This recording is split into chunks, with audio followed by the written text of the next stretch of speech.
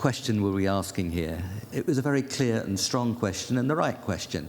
What does it take to deliver on Paris in terms of investment, and how do we finance that investment? That's how we understand the question of climate finance. It's finance for a purpose. It's finance for that investment.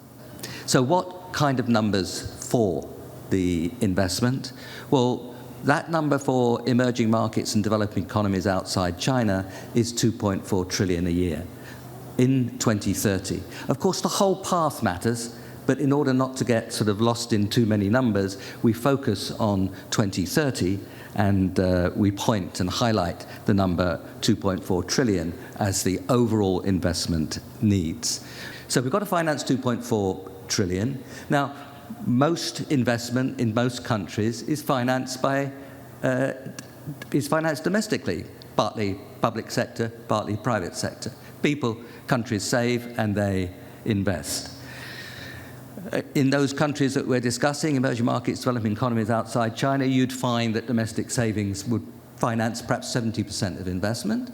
We've assumed a little bit less than that, actually, in our calculations. So of that 2.4 trillion, we're assuming that 1.4 comes from domestic resource mobilization. 2.4 overall investment, 1.4 domestic resource mobilization. That means 1 trillion externally. So let's now focus on that 1 trillion externally. If we want you to take away one number for external finance, take away the 1 trillion. But please, please don't take away just one number.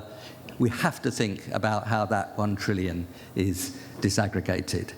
But in all this talk of numbers, among the many acronyms, let's not lose sight of what's really at stake.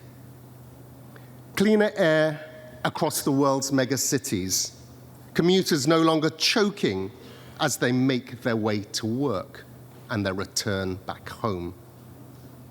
Households who can sleep soundly, knowing a flood or storm will not wash away everything they hold dear. Stopping the devastation and damage, improving lives and livelihoods, and building a better world for everyone. I thank you.